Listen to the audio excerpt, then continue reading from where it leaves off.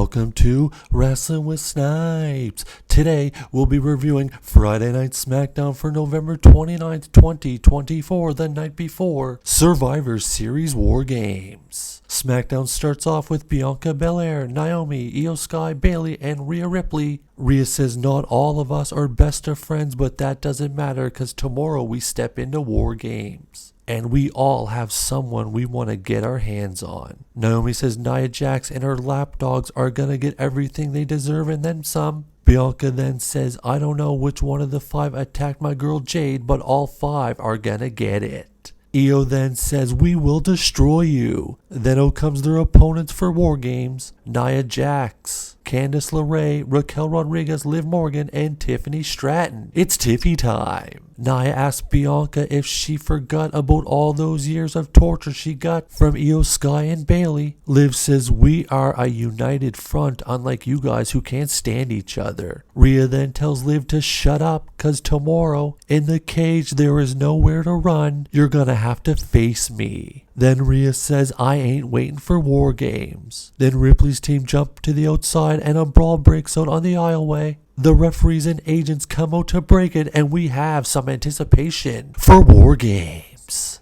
Our opening contest is a one-on-one match between Andrade and the returning Shinsuke Nakamura. Nakamura starts off with a knee to Andrade's midsection. Then Andrade hits a crossbody from the top rope. Andrade then hits a hurricanrana, sending Shinsuke to the outside of the ring. Andrade then goes for a suicide dive, but he eats a boot from Nakamura. Then Nakamura goes to the second rope, but Andrade runs up to him and hits a drop kick, knocking Nakamura to the outside. Andrade then goes to the top rope and hits a moonsault to the outside, knocking down Nakamura. Then we come back from break and we see Andrade hit a second chance moonsault for a 2 count. Andrade then runs at Nakamura, but Nakamura drops, and Andrade runs right into the exposed turnbuckle head first. Nakamura then follows up with a Kinshasa. 1, 2, 3. Nakamura picks up the dub. Then LA Knight, runs out to the ring, and as soon as he gets in the ring,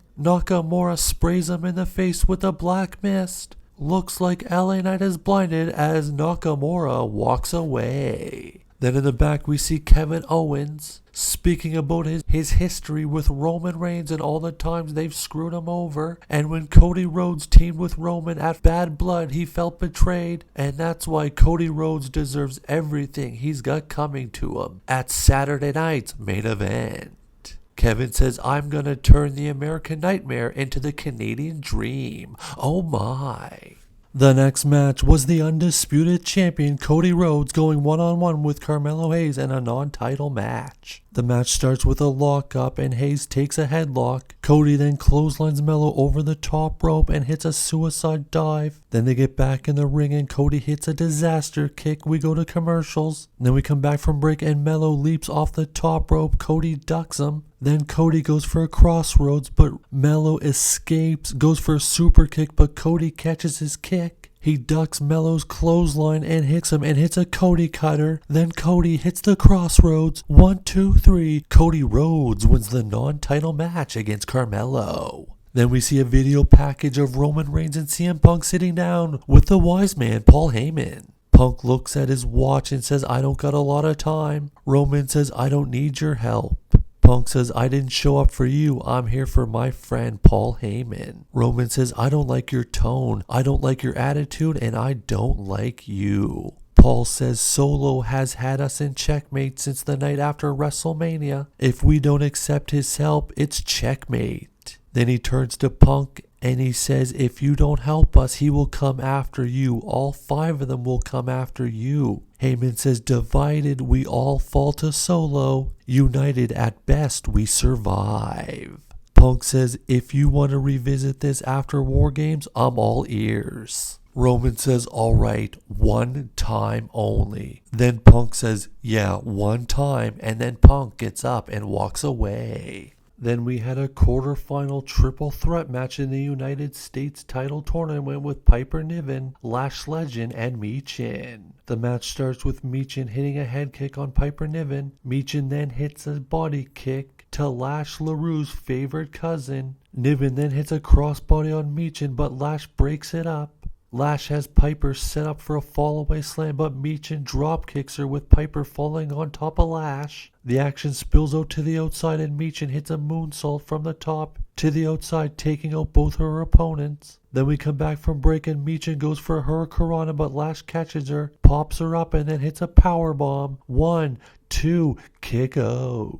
Then Piper hits a running senton on both of them. Piper then is looking to go and hit the Piper driver from the second rope, but Lash breaks it up. Piper knocks down Lash and goes for a senton, but nobody's home. Then Lash picks up Piper Niven and hits the Lash extension. 1, 2, Michin hits a senton from the top rope. Lash then rolls to the outside. Michin gets the cover on Piper. 1, 2, 3. Michin moves on to the semifinals. Then we see Jey Uso in the back with Sammy and Big Jim. Nick Aldis approaches them and says tonight everyone is banned from ringside. Then it was time for the main event of the evening to see who will have the advantage in the men's War Games match. With main event Jey Uso one-on-one with Jacob Fatu. They lock up to begin the match and Fatu backs Uso into the corner, but there is a clean break. Jey then hits a clothesline, knocking Fatu out of the ring. Then he goes for a suicide dive, but Fatu catches Uso and throws him into the ring post. We come back from the final break of the evening and Fatu goes for a swanton bomb, but Uso gets his knees up. Jey then hits a big spear, goes up for the Uso splash and nails it. 1, 2, Fatu kicks out. Then Jacob rolls to the outside of the ring and Jey does hit the suicide dive on the second attempt. Jey then breaks the count, rolls back to the outside and eats a super kick from Jacob Fatu. Fatu then clears off the announce table, pulls Jey up and hits a Samoan drop on the announce table. Fatu throws Uso back into the ring. No yeeting going on here. Then Fatu picks up Uso and hits him with an impaler DDT. 1, 2, 3. Jacob Fatu picks up the victory and the new bloodline has the advantage in the War Games match.